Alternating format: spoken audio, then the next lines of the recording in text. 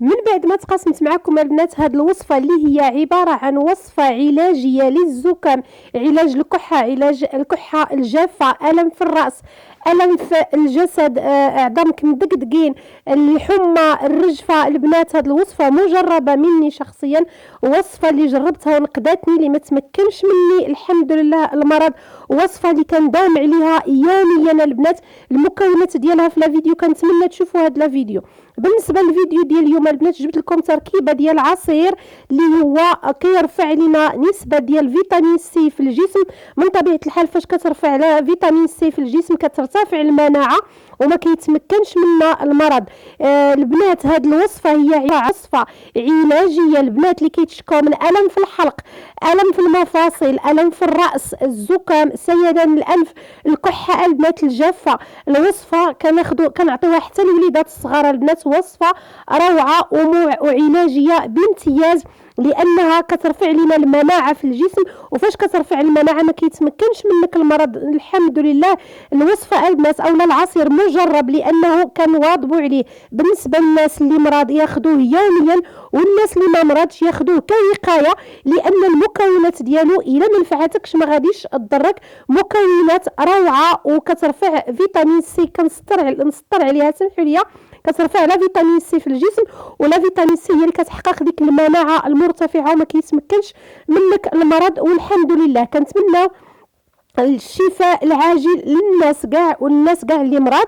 بالنسبه للقناه البنات كنتمنى تشتركوا في القناه وتفعلوا زر الاشتراك باش توصلوا دائما بوصفات اللي هي مجربه ومضمونه. وكنتمنى تبارطاجيوا البنات الفيديو اولا الوصفه باش تعم الفائده ان شاء الله.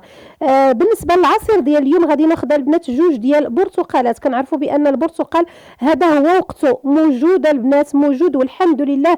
الثمن ديالو ماشي غالي بزاف وموجود في متناول الجميع. كناخذ جوج برتقال اولا 3 ديال البرتقالات، كنحققوا واحد نيه كبير ديال عصير البرتقال. كنعرفوا بان البرتقال اولا الحامض اولا الليمون كيف ما كنقولوا البنات، اللي كيقول هاد الفواكه ما شاء الله كيقول لا فيتامين سي، والفيتامين سي هي المسؤوله عن رفع المناعه في الجسم ديالنا. الا ما كناخذوش هاد المكونات يوميا راه ما غاديش نرفعوا المناعه بدوك الكينات اللي كناخذوا من لا فارماسي. او لا ضروري ناخذوا شي حاجه اللي هي طبيعيه البنات. حاولوا السيدات اللي مرض اولا الناس اللي مرض اولا اللي ما مرضش حاولوا تاخذوا شي حاجه اللي هي طبيعيه يوميا. انا شفتوني طحنت البنات دوك جوج ديال البرتقالات. غادي نحاول نجيب حامضه، كنقولوا حنا حامضه اولا ليمونه، كنحيد ليها القشور ديالها. من الاحسن البنات يكون الحامض الخضر، لان الحامض الخضر هو اللي كتركز فيه لا فيتامين سي بنسبه عاليه. كنحيد له من طبيعه الحال ديك الحامضه، كنحيد لها القشور ونحيد لها داك العظام وكنقطعها طريفات، وغادي نديرها في وسط العصير ديالي باش نستافد من المكونات اولا الفيتامين سي اللي كاينه في الحامض. البنات لا فيتامين سي الحامض ديال هذا الوقت البنات كله ما شاء الله، والماء والبرتقال حتى هو كله ماء وكله يعني طازج يعني فخي. غادي ناخذ البنات مرصو ديال سكينجبير خضر. كنعرفوا سكينجبير خضر حتى هو واحد الماده اللي هي عباره عن بزاف ديال المكونات كتعطينا، هي ماده كتحيد لنا السموم من الجسم، كتغذي لنا الجسم البنات، كتنقي لنا الشعيرات الرقيقه اللي كتمشي فيها سيران ديال الدم. البنات سكينجبير خضر خذوه غير طريف صغير، ما تاخذوش منه طريف، ما تاخذوش طريف بالكثره كبير. اللي بغيت نقول خذوا غير طريف صغير، لانه كيحقق لنا كيسخن لنا الجسم، وفاش كيسخن الجسم من طبيعه الحال كترتفع المناعه. غادي نزيد البنات قرنفل. دائما القرنفل كيدخل في الوصفات ديال رفع مناعه الجسم.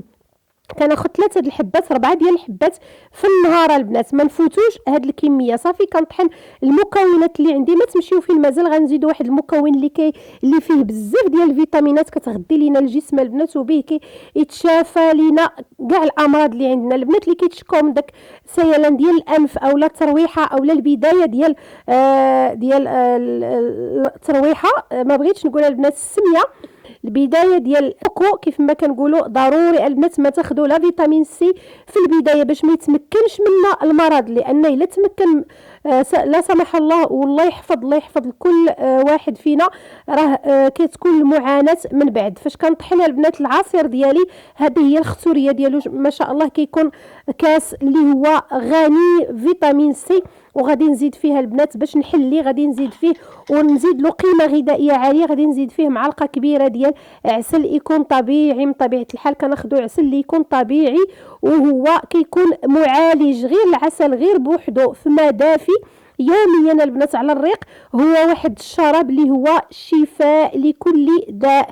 هاد العصير ديالنا البنات واحد القيمه غذائيه فيه عاليه بزاف، سواء السيدات اولا الناس اللي مرض اولا ما مرضش واظبوا عليه، لان بهاد العصير البنات بهاد التركيبه هذه ديال هاد المكونات باش كنرفعوا المناعه ديال الجسم ديالنا ما كيتمكنش منا المرض، والحمد لله نعطيوه حتى الوليدات الصغار السيدات. غير بالنسبه للقرنفل ما نكثروش ما نفوتوش 3 4 ديال الحبات. كنتمنى البنات لا فيديو تفيدكم، وان شاء الله تجي شفاء لكل مريض ان شاء الله. حاولوا البنات تبارطاجيو لا فيديو، تبارطاجيو الوصفه باش تعم الفائده وتعم ان شاء الله ولي ولكم الاجر ان شاء الله. كنتمنى لا فيديو تعجبكم البنات، شاركوا في القناه، مرحبا بكم وشكرا على المشاهده.